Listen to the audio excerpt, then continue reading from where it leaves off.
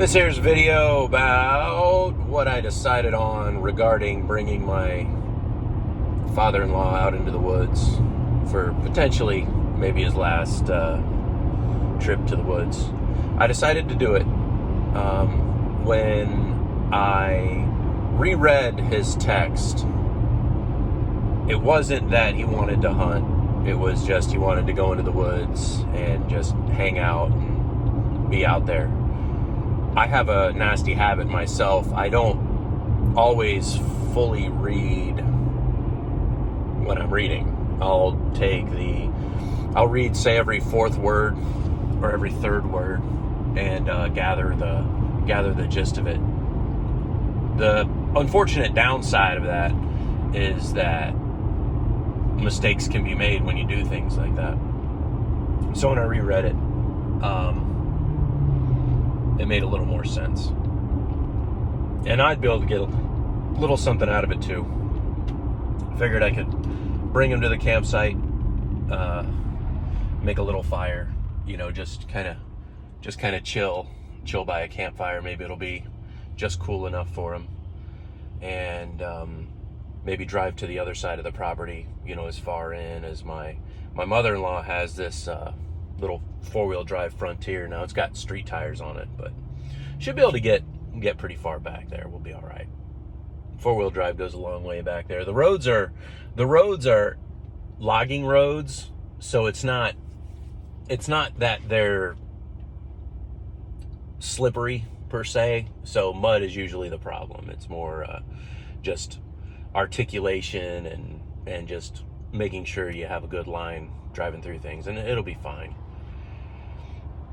A couple of places where the trees are down kind of blocks it out, but it'll be good. It'll be enough for him to see what's going on and kind of get a feel and get around. Poor bastard's got cabin fever, which I don't know. I'm not in that position, so I don't really understand. I don't get that way at the house. I could hang out at my house and read and chill out and not worry about it. I think if it wasn't by choice, maybe it'd be a different story, But I'm gonna do that. I was talking with Shafe on the outside. I told Shafe maybe I'd bring the 1022 out there, do a little target practice, but I don't know. That might be a little bit more to mess around.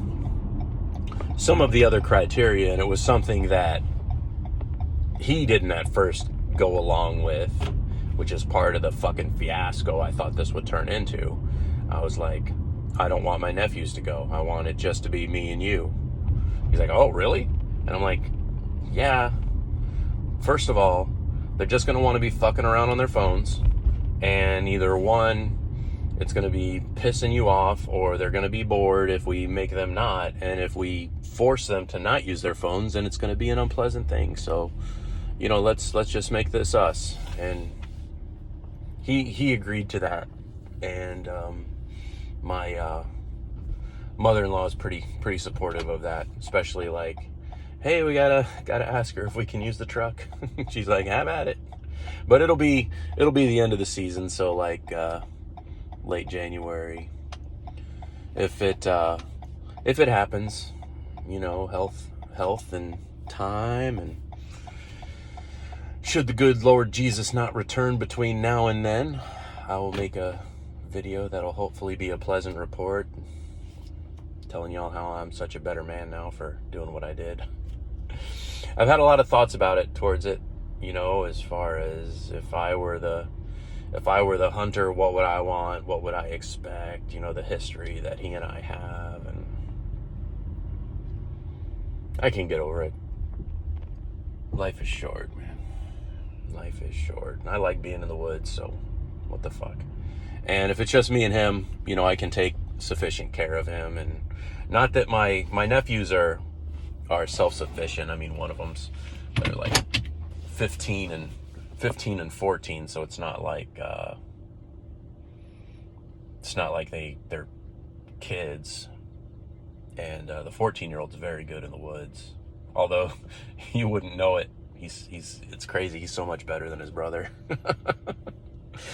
That's a story for another day. Remind me. He's amazing in the woods, and